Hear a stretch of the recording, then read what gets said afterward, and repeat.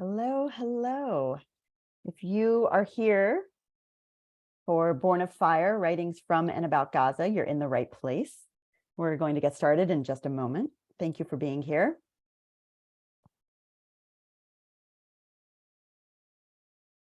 Thank you so much for being here. We'll get started in just a moment as people file in.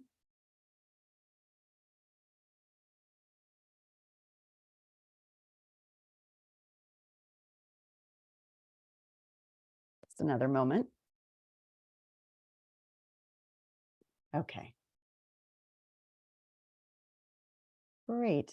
Okay, we have a nice crowd for us to get started. So let's launch in. Hello and welcome. I'm Sarah Ann Minkin, Director of Programs and Partnerships at the Foundation for Middle East Peace. Welcome to Born of Fire, Writings from and About Gaza. Today is December 13th, 2022. Some housekeeping before we begin. The format for today's webinar will be a discussion between the panelists and me, ending around 4 p.m. Eastern. We are recording and we'll share the recording after this webinar. We're also live streaming on Facebook. Hello, everyone on Facebook. Audience, we are very eager to take your questions. Please submit them via the Q&A feature at the bottom of your Zoom window. And you can do so anytime throughout the panel. I will be keeping an eye on the Q&A box and will do my best to weave as many of your questions as possible into the discussion. Please also keep an eye on the chat box. My colleagues at FMEP will be putting useful links and information in that box throughout the discussion. And finally, please note that we have enabled the closed captioning function so you can also read this discussion. So to begin. The American Friends Service Committee, AFSC, and Haymarket Books have just published a new anthology, Light in Gaza, Writings Born of Fire. This remarkable book, and it truly is remarkable, here it is. This remarkable book features personal narratives and political essays from Palestinians in Gaza and from Gaza. What they're doing is, and I'm quoting, imagining the future of Gaza beyond the cruelties of occupation and apartheid. Haymarket Books says of this collection, now I'm quoting again, as political discourse shifts towards futurism as a means of reimagining a better way of living, beyond the violence and limitations of colonialism, Light in Gaza is an urgent and powerful intervention into an important political moment. My colleague is putting a link to Haymarket Books' homepage for the book, including options of how to purchase it so you too can read it. I can't recommend it highly enough. So today we are joined by two of the anthology's editors and one of the contributing authors to talk about this project of imagining the future. One key element is amplifying voices from Gaza as a counter to Israel's ongoing siege and the general marginalization and isolation of Gaza and its residents. So I am delighted and very grateful to be here today with Dorgham Abusalim, a communications and media professional who works at the intersection of journalism, international affairs, and communications. Dorgham holds a Master's of International Affairs from the Graduate Institute of International and Development Studies in Geneva. Thank you for being here. We are also joined by Jehad Abusalim, the Education and Policy Coordinator of the Palestine Activism Program at AFSC, and a graduate student completing his PhD in the History and Hebrew and Judaic Studies Joint Program at New York University. And Jehad is a 2022 Palestinian non-resident fellow at FMEP, for which we are very grateful. And finally, we have Jennifer Bing, who directs the AFSC's Palestine Activism Program in Chicago and works with her colleagues in Palestine and Israel. Jennifer has worked at AFSC since 1989, serving in various capacities in its programs, organizing hundreds of speaking tours, conferences, workshops, advocacy campaigns, and educational programs about Palestine and the Middle East. Thank you all so much for being here. Jennifer and Jehad are two of the editors of this anthology. The third is Mike Merriman-Lotzi, and Dorgham is a contributor to it. So Jennifer, I want to start with you. You co-edited this volume. It includes 16 essays and poems from 12 Palestinian writers. Will you please tell us about this book? What is AFSC's goal with it? Why did AFSC decide to publish a book on Gaza, and why now? Great. Yeah, thank you, Sarah. And it's great to see some familiar names in the participant window, and always wonderful to join Dorgham and Jehad in conversation about this book. People may know that the American Friends Service Committee first engagement with Palestinians in Gaza actually happened in 1948, 1949, when Quakers were asked to come and help with the refugees that were flooding into Gaza at that time.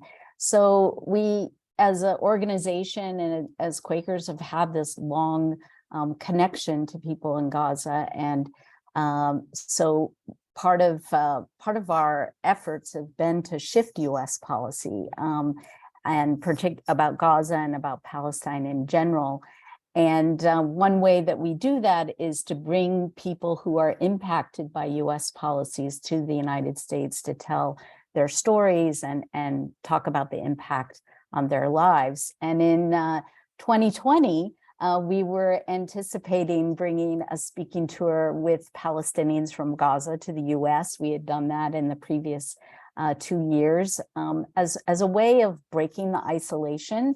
A lot of people can't go to Gaza because of the blockade, and a lot of Palestinians from Gaza can't leave because of the blockade.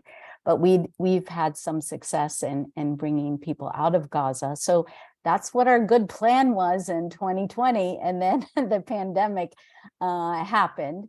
And we decided to kind of pivot from a speaking tour to creating a book. So Jehad and our other colleague, Mike Merriman-Lotes, and myself decided, let's make an anthology. Let's put a book together. And actually, none of us had ever done that before. So we brought together an editorial team of academics and people who have published, Tarek Bakoni, Sarah Roy, and Lesh, and Steve Tamari.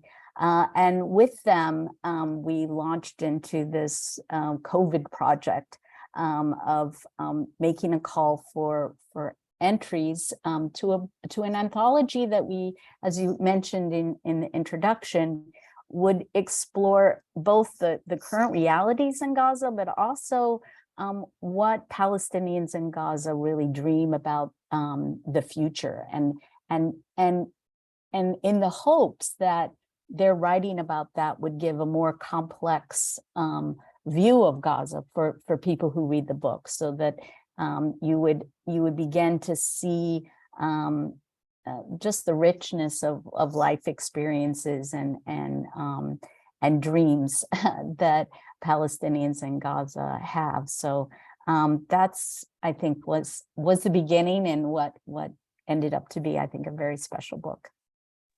Thank you for all of that. And yes, a very, very special book. Thank you. So Dorgham, I want to turn to you next. You have an essay in here called "The Haze of 51 Days," in which you recount the last time you were in the Gaza Strip, which was the summer of 2014. That was one of the only 2 times you've been able to return since you left in 2006.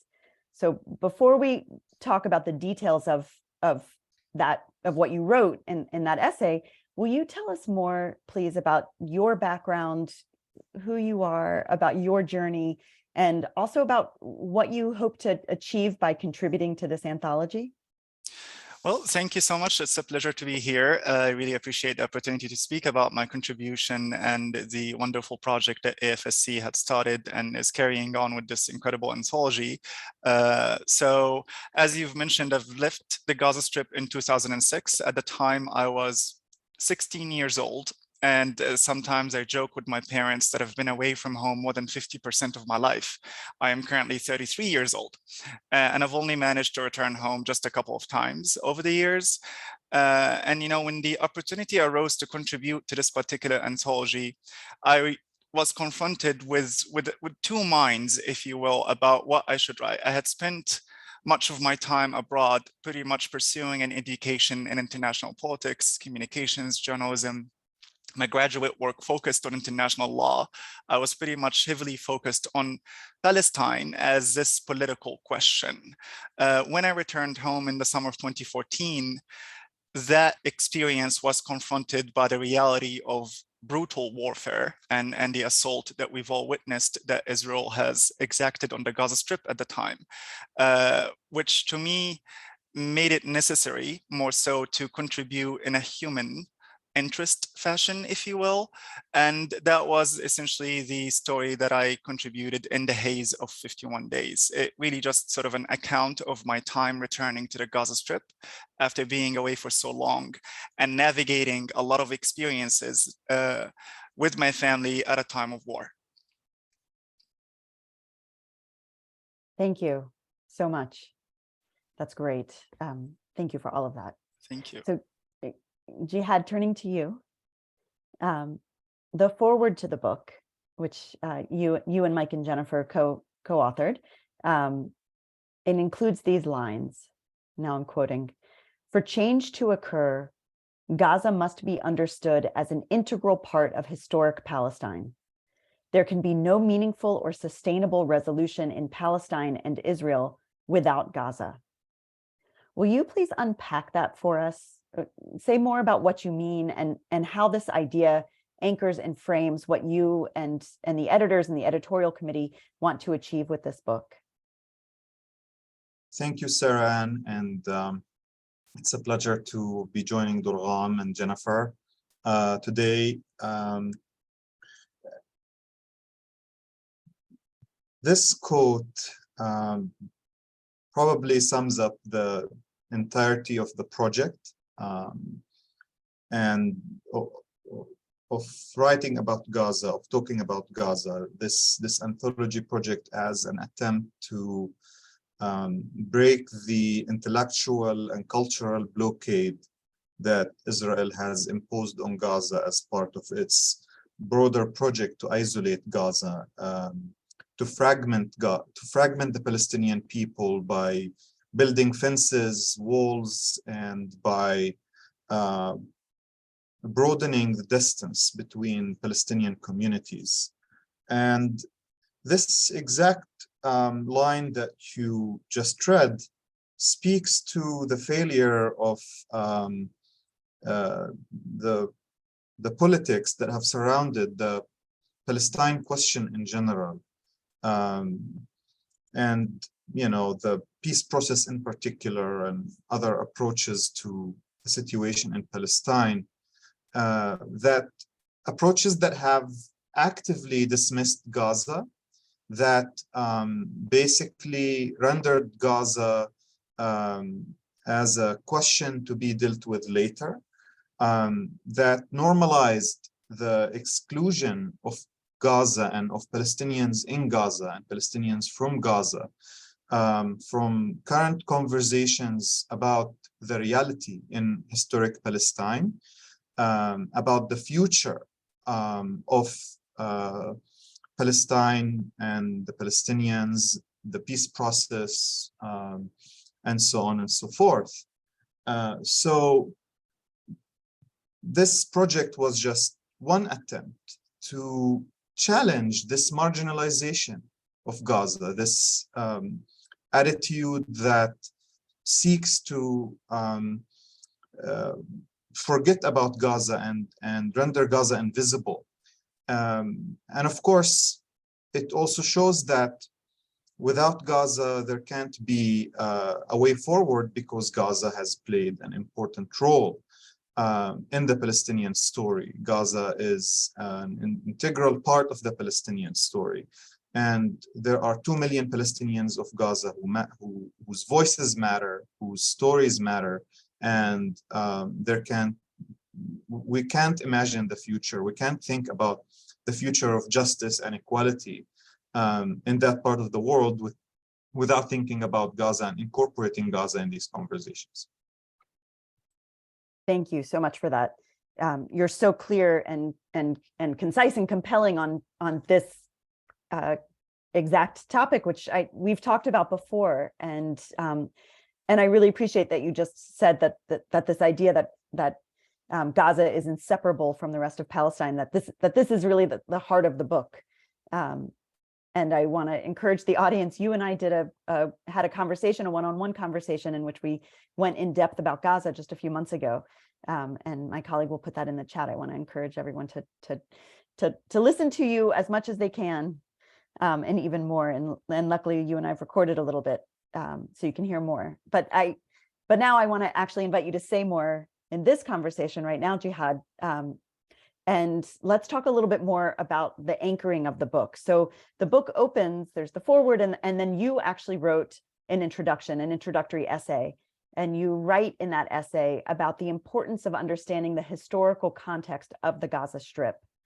And you say it is impossible to understand the Palestinian people overall and the Gaza Strip without understanding the historical context.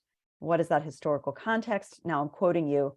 The central element in understanding the historical context of the Gaza Strip and its current reality is the 1948 Nakba. So please talk to us about the Nakba and its specific relevance for the Gaza Strip. Of course, I think it is difficult to make sense of Gaza's current reality and think about its future without understanding the Nakba, the catastrophe that befell the Palestinian people due to the establishment of the State of Israel in 1948, following the conquest of Palestinian land and the expulsion of hundreds of thousands of Palestinians. It is not possible to understand Gaza, but it's not possible to understand the reality in Palestine and the Palestinian experience without understanding the Nakba. And when I talk about the Nakba here, I'm not talking about an event from the past that is relegated to a museum of ideas. No, I'm talking about the Nakba as a process that started before and during 1948 and continues until the present day. It's a process of erasure, a process of uprooting an entire people from their land with the use of force, expelling them from their property, and denying them the right to self-determination, denying them the right to nationhood, denying them the right to live in peace and in dignity in their historic homeland. So for me, as a Palestinian who grew up in Gaza and who lived there for most of his life, it is impossible for me to think of a way forward without considering this process, the Nakba, as a process that continues until the present day and its physical manifestations an impact on Palestinian life. And I think the most important issue here, especially when we're talking about Gaza, is the question of the refugees. The Gaza Strip is home to more than 2 million Palestinians, 70% of whom are refugees. They live in the world's most densely populated, or one of the most densely populated areas. And there is no conversation about the future of those people. What's going to happen to them? How and where are they going to live? What kind of environment they're going to live in? Palestinians have anguished in Gaza since 1948 in 8 refugee camps that are almost impossible to live in. And so this is just one example. And of course, when it comes to the Palestinian experience, understanding the Nakba as a process that continues until the present day and will continue if not stopped, if not brought to an end, through organizing, through political work, through challenging the structure of the occupation and ethnic cleansing that has been in place. So I can take hours and hours to unpack this, but I really encourage the audience to read more about how Palestinians reflect on the question of the Nakba and its continuation, and what it will take for us to put an end to that process. So the refugees is one aspect, but there are many other aspects that I talk about in the introduction that show how the Nakba continues to affect Palestinian lives in Gaza and elsewhere, and why it is imperative to challenge this process and put an end to it. Great. Thank you, Jehad.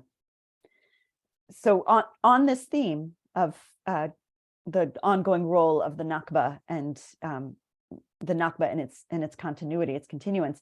So Dorgham, in your essay, you tell a story of what happened in 2014.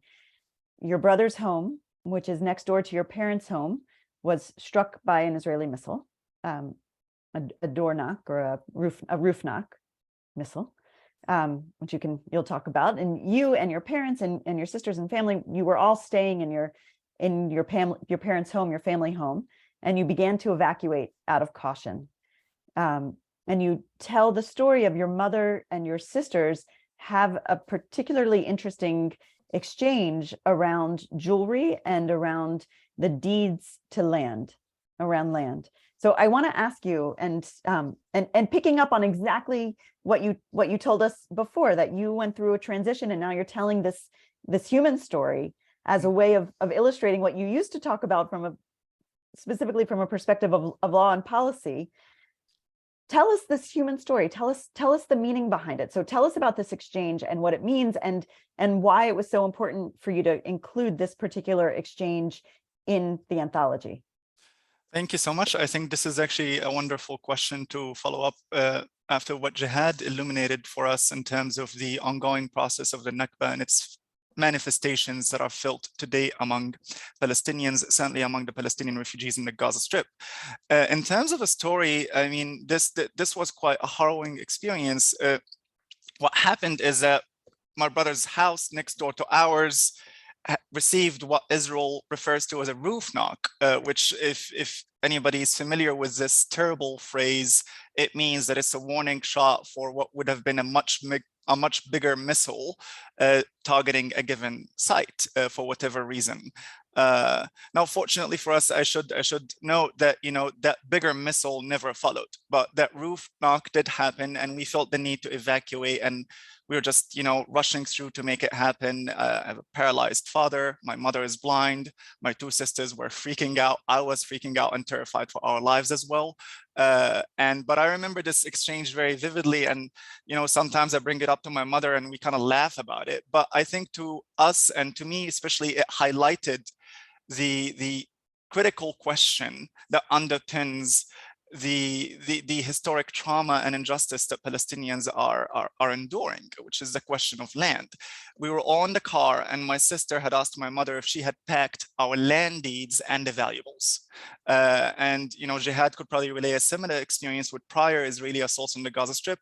Most families, when there is an assault by Israel in Gaza, tend to pack their valuables and their land deeds and their official paperwork and everything in the event that they need to evacuate, in the event that their home is struck by a missile, just because they've learned over the years that this is the appropriate practice to do. And unfortunately, we do not have shelters in the Gaza Strip, nor could you shelter really anywhere from Israeli fire. So my mom had these bags prepared well in advance, but for some reason, she only picked up the land deeds to my family's lands, not only in the Gaza Strip, but also throughout historic Palestine. My family owns land in historic Palestine that I was never allowed to go see. It is currently occupied into what has become modern day Israel, and the other valuables. So my sister just has this funny exchange, very, very quick exchange with my mother, where she goes like, did you pick up the land deeds and the valuables? My mom says, yes, I picked up the land deeds only, but not the valuables. My sister runs out of the car, picks up the valuables and comes back. It makes me laugh these days when I think about it. But even at that very harrowing moment, on our mind was that question of land. And we all know what the logic of Zionism has been exposed over the years. Expand into as much land as possible with as few Palestinians as possible. So for many refugees and many Palestinians, that question of land, even in the thick of it all, remains very, very critical. And I think, just following up onto what Jehad said, it's a crucial one, because to date, 70% of the population in the Gaza Strip is not able to exercise their right of returning to their rightful land, where they could exercise their freedoms and live with dignity and prosperity as they should. Thank you for all of that. Jennifer, so here we have Dorgham telling us about his story and his essay, and which is extraordinary. And I want to ask you how you and the other editors chose the essays that you included in this book, and ask you about both the challenges that you faced in collecting the essays and in publishing the book, and also some of the high points of your experience from the view of the editorial team, please. Yeah, thank you, Sarianne. So we really, as I said earlier, we really wanted a diversity of experiences to be included in the book, and ideas about the future. To we had hoped that writers would really talk about not just the indignities of daily life, but also like, how do they envision a time when this Nakba ends? You know, how really talk about their dreams. And I remember that not being an easy task for a lot of the writers, even after they'd submitted their abstracts. But I do remember early on one of the writers actually sending us a note saying thank you, that we were the first people ever, even though he's published a lot about Palestine and a lot about Gaza, we were the first people to ask him about what his dreams might be. He's like, we just are never asked about what we think. So I remember that, and I think that was a real affirmation to keep on with this project, because it was hard. COVID was hard, is hard, but it's hard to communicate across the ocean, and particularly with people who are living in a regular crisis, even not having regular access to electricity. So I think it's kind of ironic that the deadline for our book was to be finished in May of 2021. And if people on this call remember, those 11 days in May of 2021 were horrific. And all of us, all the editors on our editorial team, just put the book aside and just said, we have to prioritize joining in protests and advocacy efforts, and we have to push for a ceasefire. But we also stayed in touch with the writers and to make sure that they were safe. And I think for us on the editorial team, it was kind of a different experience. You know, it's a different experience to witness a huge, massive military assault on a captive population when you actually know the people that are there, you know, that you know, and you've been reading about their dreams, you know. So I think that was a real profound and also, meaningful, but also challenging. I think we were lucky to have publishers like Haymarket Press who said, you know what, take an extra few months. You know, they gave us a little more time to finish the copy so that we weren't having to say, hello, can you look at those footnotes one more time? And can you check this source? Like, but you don't want to be asking those questions when people are being bombed, you know? So I think, that was definitely one of the big challenges, but also, fortunate for the flexibility. I think that for anyone who works on a book project, one of the most high points is when you actually hold the book in your hand, you know, when you see like this thing that you've been working on is actually in print. But I think for all of us, to a person, the excitement came when we saw people in Gaza holding the book. Because it's not easy there's no mail system. You can't mail books to people in Gaza. We had to ask friends who were in Palestine to bring it in, and just to see them holding it. And I think for all of us, that was really a high point of the process. Great. That's great to hear. Thank you. Dorgham, I want to come back to you, thinking about what Jennifer just said of the book making its way into Gaza and of Palestinian stories traveling the world. So you in your essay, you talk about how difficult it was to be back in Gaza in the summer of 2014. You were there for the bombardment, for the war, but especially after being away for so long. So will you talk to us about this very unique and specific, but also shared experience of being from Gaza and leaving it? And with this question of trying to go back, and your essay wonderfully includes different conversations you have with your siblings about choosing to return or not, and what's at stake in doing that, and also the difficulty of the journey itself. I'd love to ask you to talk about that aspect of your experience, and if you could also maybe talk about how it connects you or doesn't to other Palestinians. Right. So this actually, my trip to Gaza in the summer 2014 began from Cairo, where I was spending the summer vacation from graduate school. And I was doing my master's program at the Graduate Institute of International Development Studies in Geneva, Switzerland. And I'd returned for the summer to the region with the hope that my parents and my siblings in Gaza would come and meet us. And those of us, I have a couple family in Cairo for that time. Unfortunately, that was not possible. My mother was a little bit sick, and ultimately she said that the trouble of the journey from Gaza to Cairo would not be best fit for her. So I decided to actually go into the Gaza Strip to see my parents. And that was one of the 2 times I did that over the years. The journey in of itself is quite difficult and daunting, traveling from Cairo into Gaza.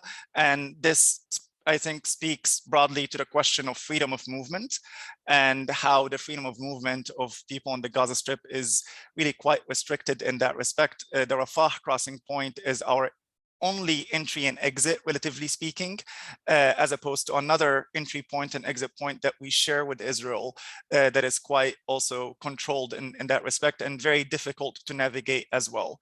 When I returned home, I was looking forward to being home. I hadn't been home in many years. And about, I think I want to say 3 days after I arrived, the assault on the Gaza Strip, the Israeli assault on the Gaza Strip had started. And initially speaking, my thinking was that this would be short-lived.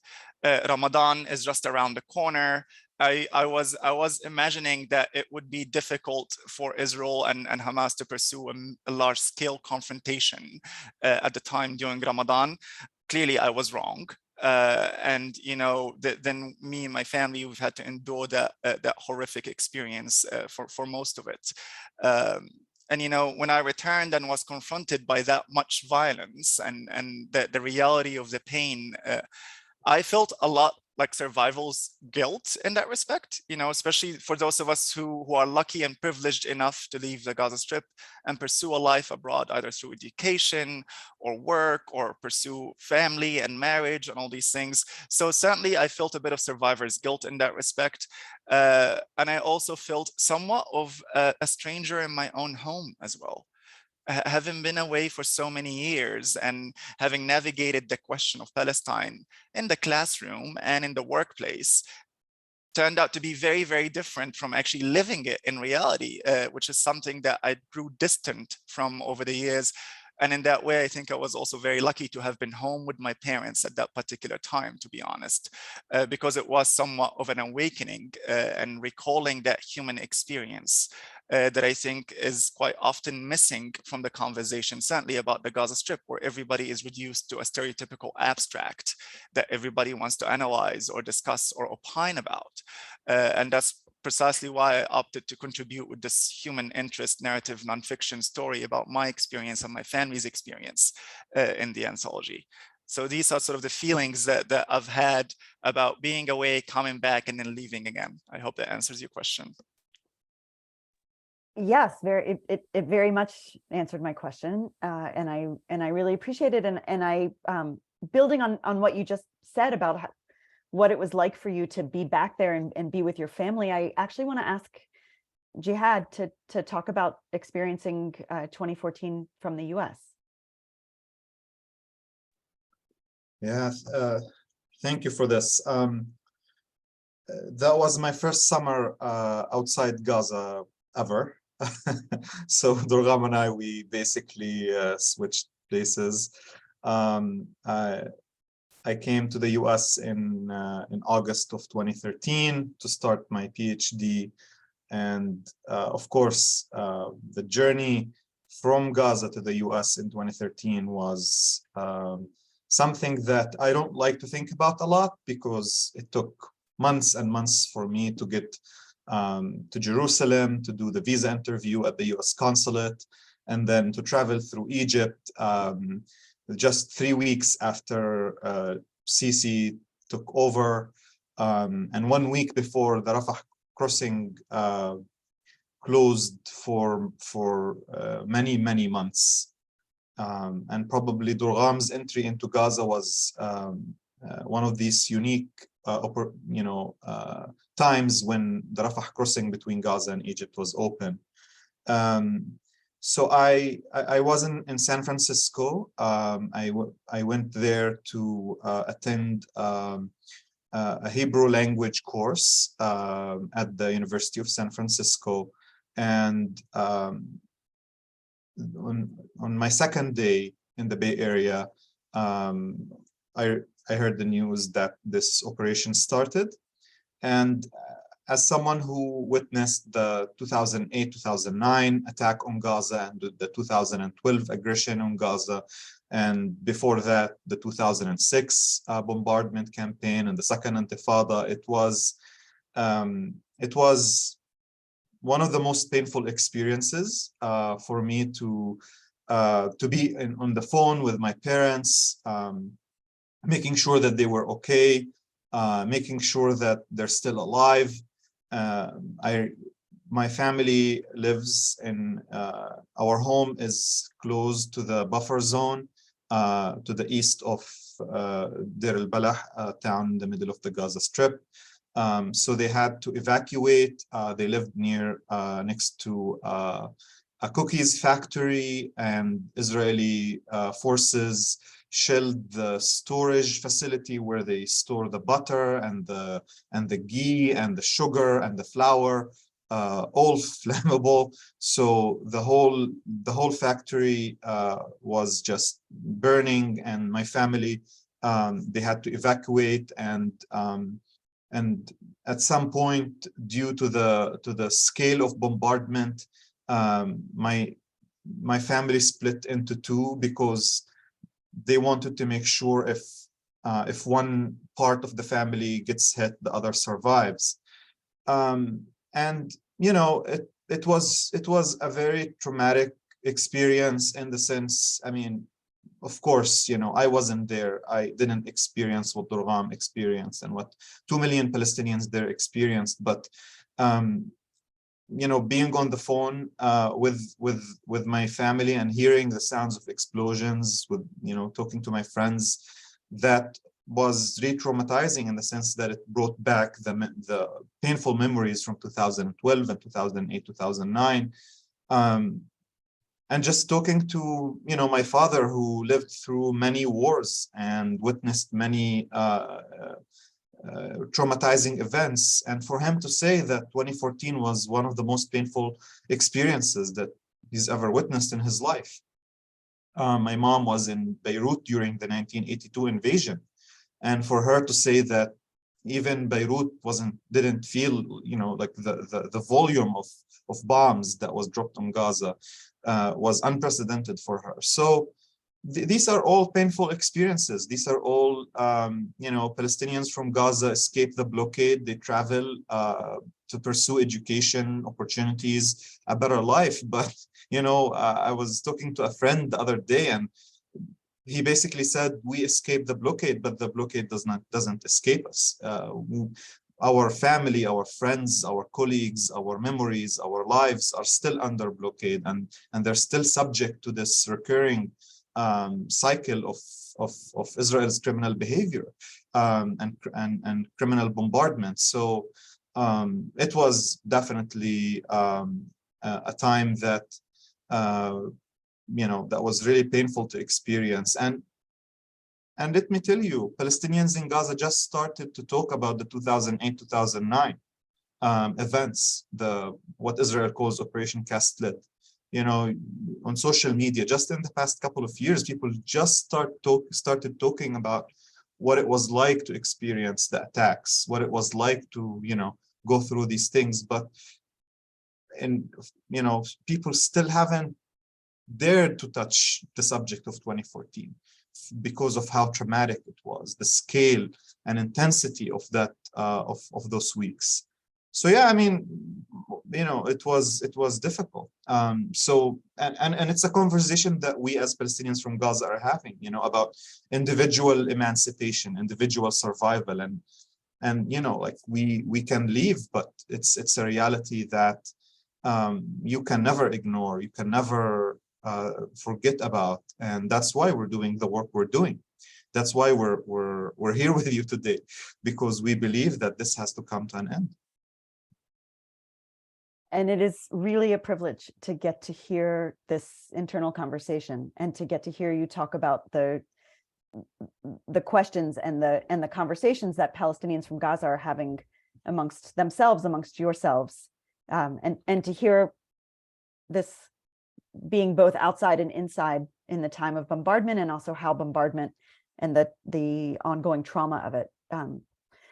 Jehad, I want to ask you, well, I want to say thank you for sharing with us that Palestinians are now talking about 2008-9 and talking amongst themselves this way that you described this conversation about individual emancipation and relationship to the collective and to what's back home is really interesting and powerful to hear. I'm going to ask Dorgham, I'm going to ask you another question, and Jehad, I'm going to ask you then a follow-up also on another theme that came up in the writing, which is,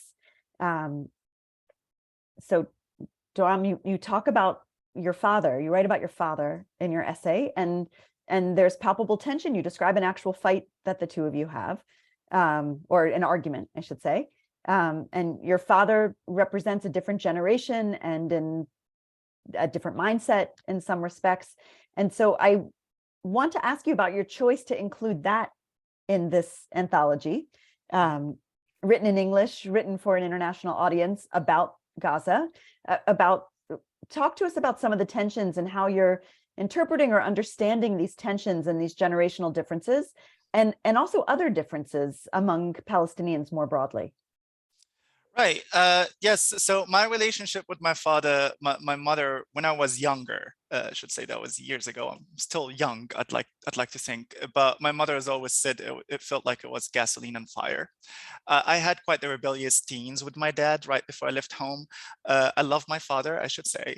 He's a wonderful man. But yes, in terms of the experience at that very particular time in the summer 2014, and the weight of the war and the violence and the tensions, and me confronting that reality in a very personal and intimate way, certainly yes, there were tensions on a daily basis throughout our home with the family, and that was, I think, perfectly normal and natural, just given the reality of what we were all enduring.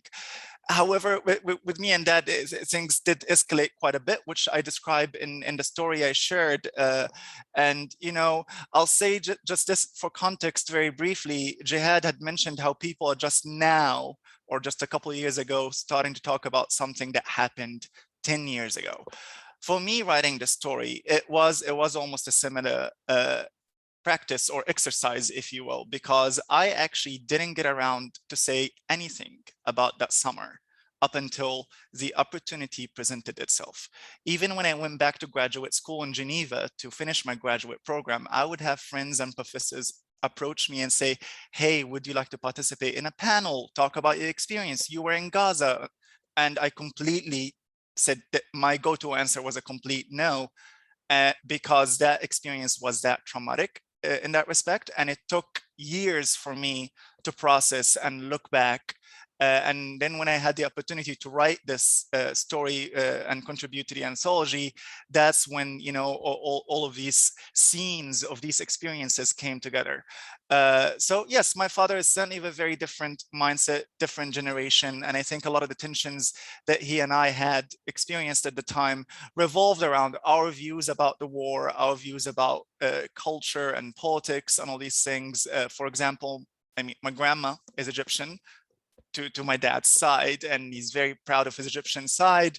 I would criticize the Egyptians quite a bit during that summer because they took a particularly unfavorable view of the Gaza Strip at the time. He was not happy about that, and there were a lot of tensions around that. And I think what that, to me, what that embodied is this experience of how people these days talk about Palestine and what they are advocating for in Palestine and beyond. We are seeing greater advocacy around topics that were typically not part of the mold, if you will. So around women's rights, around LGBTQI rights, around race, around class, around all these things that are certainly a byproduct of a new generation that has been part and parcel of the movement for Palestinian rights. And so I think that was sort of a source of tension around there. Great, thank you. So Jehad, I want to ask you a similar question. Tell us a little bit about what you think are the urgent questions and challenges that are causing debate among Palestinians. And that's one question, but actually we're still talking about the book. And so I also want to ask you how the creation and the production of the book and the campaign around it is seeking to address or include or surface these debates and challenges. I mean, one of the primary goals of this book was to highlight the diversity of opinions, of perspectives in a place like the Gaza Strip, because, you know, and I talk about this in the introduction, Gaza is talked about in these abstract terms, an open air prison, you know, a place either full of heroes or martyrs, or, you know, not even going to repeat the nasty things that are said about Gaza by Israel, the pro-Israel crowd. But at the end of the day, the Gaza Strip, like any other community on earth, like any other group of people on earth, these are 2 million people who have, you know, different worldviews. They subscribe to various ideologies. They come from Palestine's rich and diverse political spectrum.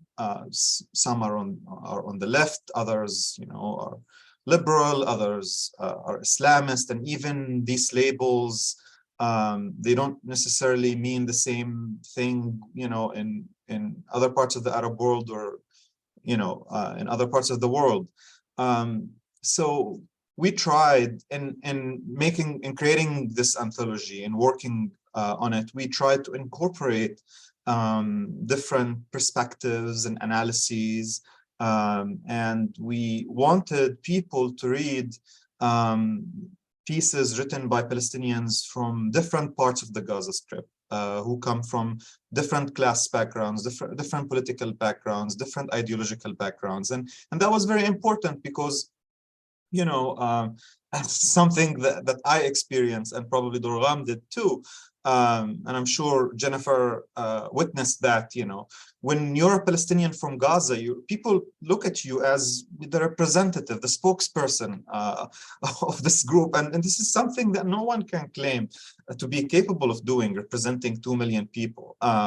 This is a rich, diverse society, and I think what we tried to do with the book was to highlight this diversity and richness, and that there are people there who are, you know, more than experts on multiple topics, and they are authorities, And some of them care about culture, others care about the environment, others think about reconstruction, engineering, artificial intelligence. People live with different priorities. But at the end of the day, the common thread, and I think this is very important when it comes to thinking about the book as a tool also. I'm sure we're going to reflect about that, but maybe I'll just say it now. The book is also a tool for us to think about Gaza and to reflect on the diversity of opinions, as I said, but also it goes beyond this idea of the permission to narrate. We're not asking, we're narrating. We have been narrating for a very long time. It centers these perspectives, introduces them, these analyses, perspectives, and tells the world here, Palestinians from Gaza have spoken. What are you going to do about that? What are you going to do about Yusuf al-Jamal, who tells his story, about the impossibility of freedom of movement and what that caused, the levels of pain. We hosted Yusuf al-Jamal, one of the authors, on a speaking tour, and he told the story of his family over and over again.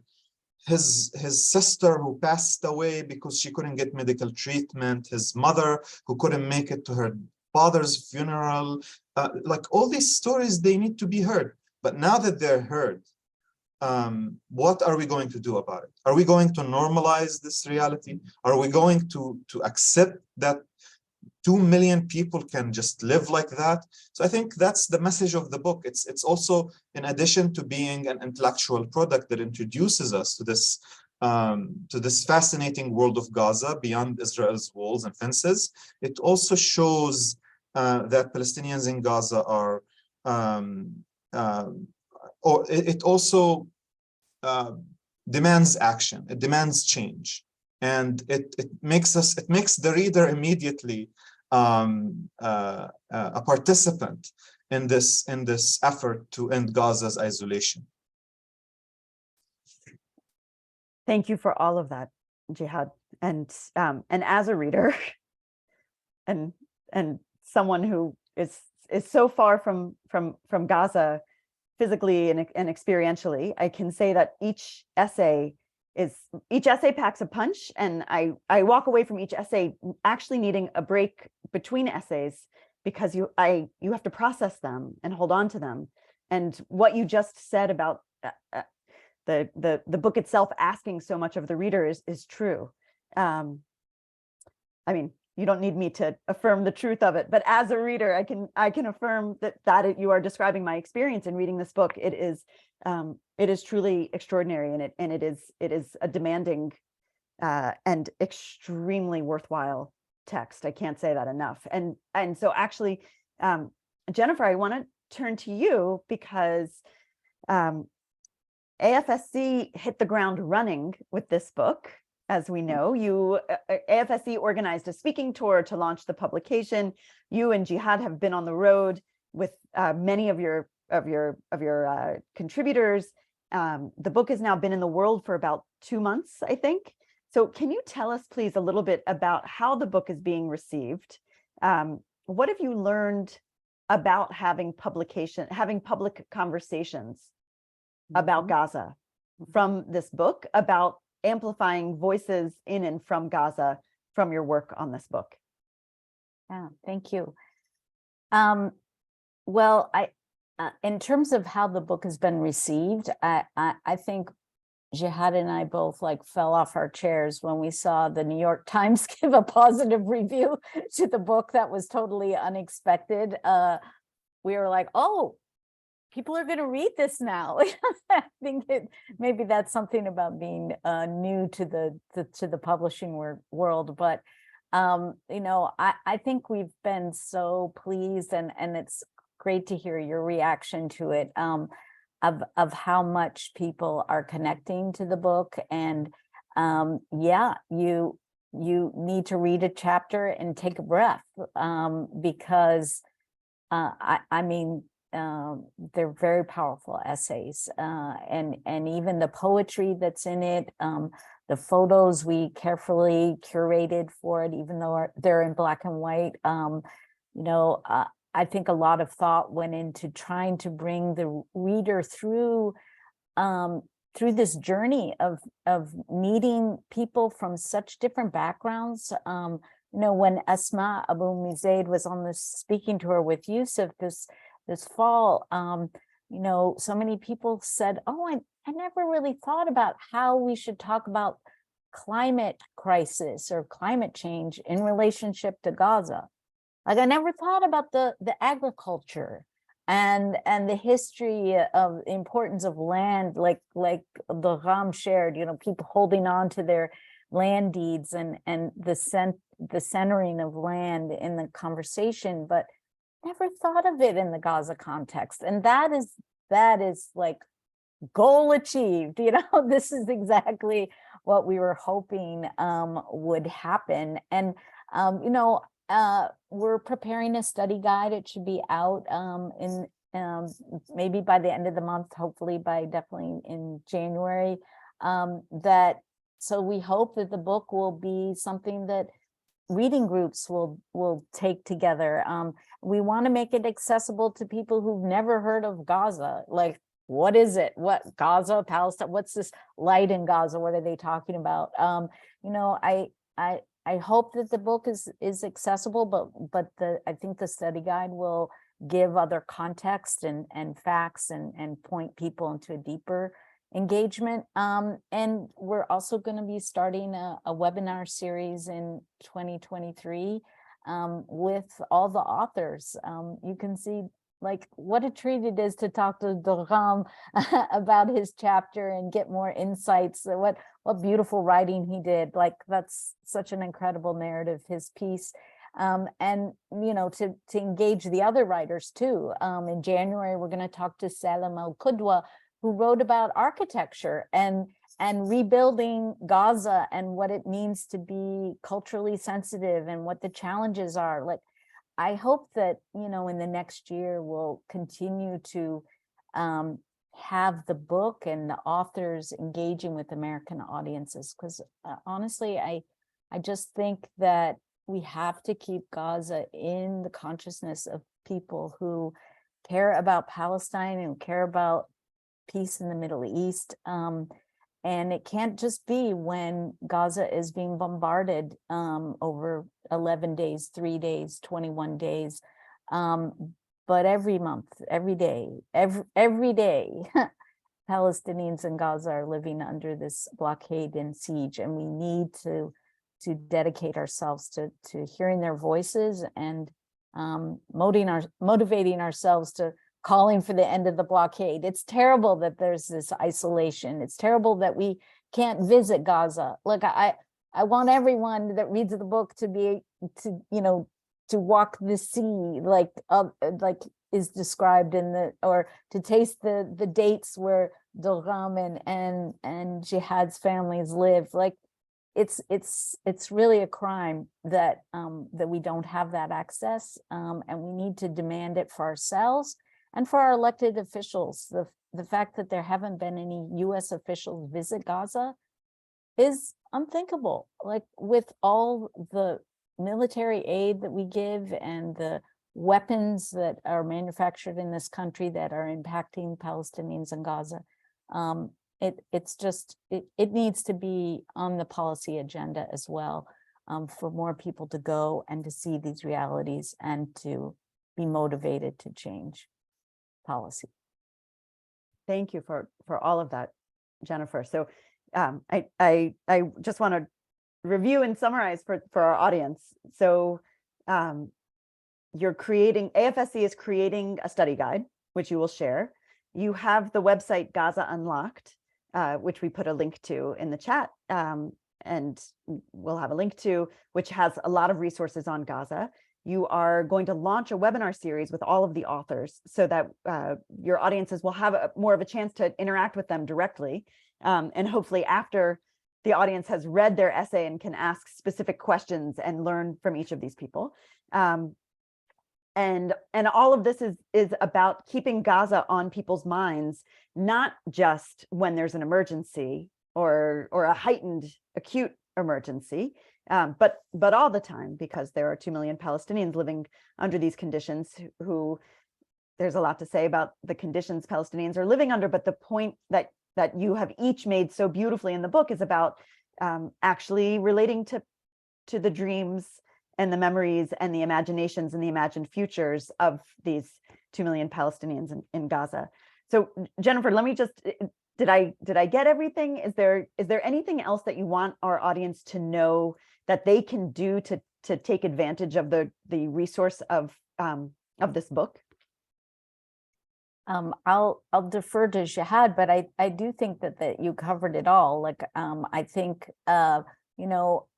people have talked about ordering the book and getting it into their libraries, their local libraries.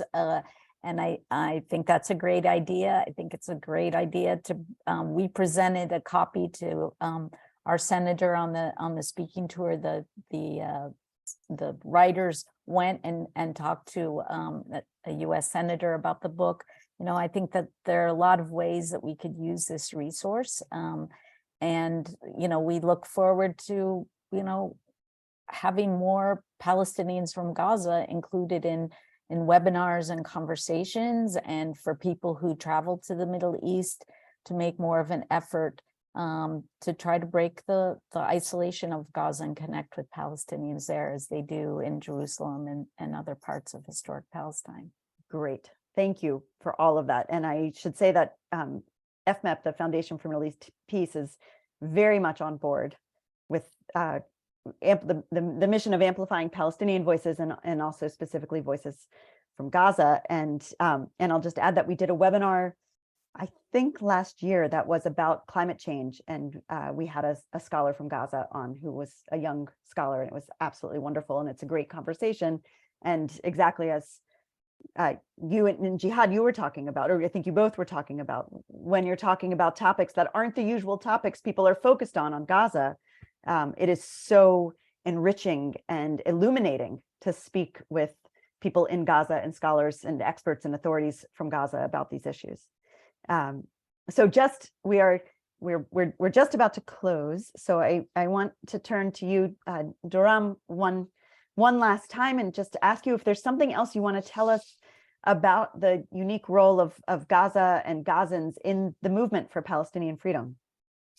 That's a terrific question. I think I would take a step back and perhaps unpack the word unique. I don't think it's necessarily unique. I think, the role of everyone who is Palestinian or identifies with the cause of justice, peace, and stability and dignity and basic human decency, just to be frank, would see the reality and advocate to change it in a positive manner. I think the question, I would probably phrase it differently and say, making it more equitable for Gazan voices to actually be presented and actually be heard and actually be, listened to. We've witnessed, and Jehad probably could speak to this, over the past, I want to say, 2 decades probably, just and even prior, but more intensely in the past 2 decades, just the complete dismissal of the Gaza Strip from the conversation altogether, even at the highest policy levels. I mean, you look at State Department statements, you look at the United Nations, you look at the EU, look at and other international actors. Gaza is almost always an afterthought, but anyone who is, rational and reasonable about approaching this understands that there just isn't going to be moving forward without taking fully into account the Gaza Strip and the grievances of people in the Gaza Strip, primarily the refugees who have every right to return to their rightful lands. And that's where the crux of the problem is. So yeah, I would emphasize equity more so than uniqueness, because I think ultimately every Palestinian, wherever they are, whoever they are, from all walks of life, certainly have the right to speak up and advocate for their human rights and their rights, generally speaking. And Gaza just needs to have that room more equitably than it has in the past. Terrific. Thank you. I appreciate that. And Jehad, I want to offer you the last words on this webinar. If you want to say something to us about something more about the use of this book as a tool in the world and about this political project.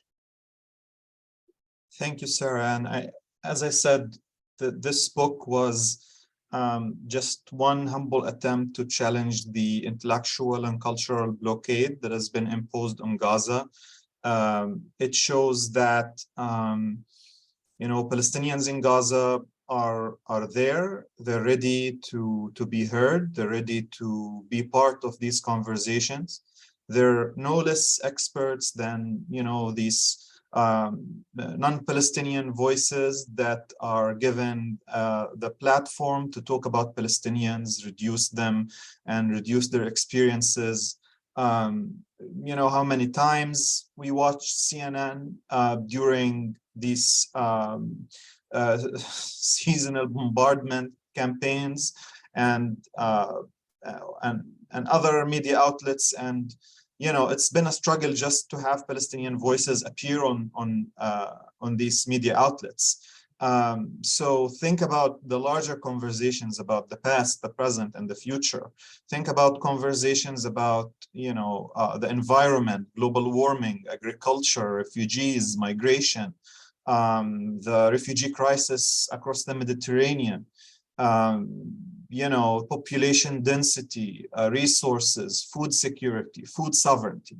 These are all issues and themes that concern Palestinians in Gaza, like they concern people all over the world.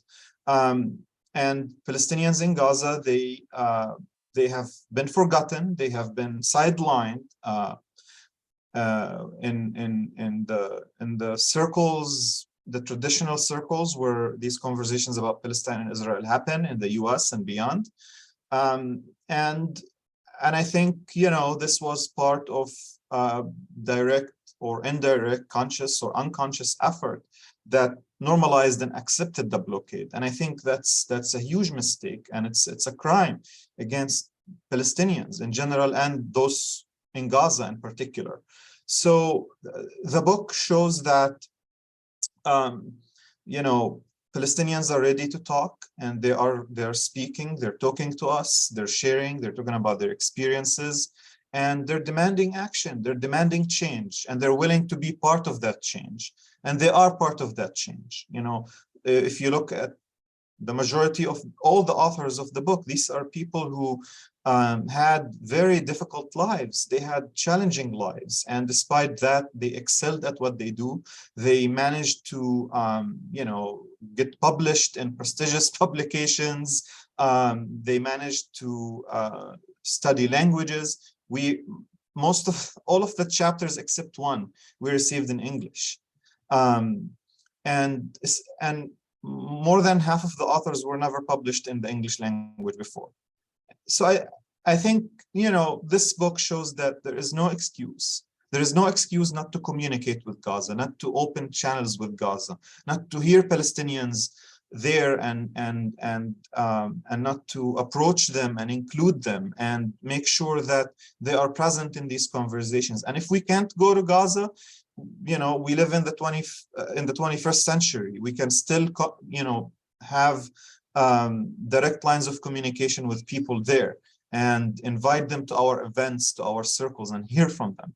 And I think, and it's also a reminder for those who organize delegations and go to Palestine, and even well-intentioned solidarity activists. It's a message for them. Do not forget about Gaza. If you want to show solidarity with the Palestinian people, when you organize a delegation that only goes to the West Bank and doesn't mention Gaza on the itinerary, you're contributing indirectly to the blockade and to the marginalization of Gaza. Add Gaza on the itinerary, even if you can't go. Connect the visitors with people in Gaza virtually, or even by phone. It doesn't matter. What matters are these gestures that challenge the fragmentation of the Palestinian people. Try to go to Erez, the checkpoint that separates Gaza from Israel and the West Bank, and hold a press conference there. Say a few words. There are a lot of things that we can do to challenge the blockade and to tell Palestinians in Gaza that we think about them, that they're on our mind. And I think that there are a lot of things that this book can inspire in terms of action, in terms of thinking, in terms of reframing the way we think about the future in that part of the world, especially from the standpoint of Gaza. And one of the things, I'll end with that. I mean, one of the things that the book tries to address is the issue of the practical challenges that we will face in the next 2 or 3 decades concerning Gaza: the population explosion, population density, global warming, the environment, the lack of land. So it's an open invitation for us to talk about Gaza and take action. And I encourage people to join us in our work and work with us. And it's a long journey, but someone has got to do something about it. Fantastic. Thank you. It's an open invitation and a really powerful invitation that you just issued. So thank you so much. Thank you to all of you. Thank you to Dorgham and to Jennifer and to Jehad for today's beautiful and rich and challenging, in I think the best ways, conversation. Thank you so much. And thank you to everyone who listened, who joined this event, who is listening to this event. We are so glad and grateful to get to share this conversation with you. I want to encourage you to please check back at the FMEP website, www.fmep.org, for a list of resources relating to this conversation, and for announcements of upcoming events, webinars, and podcasts. Thank you all very much. Until next time. Thank you. Thank you.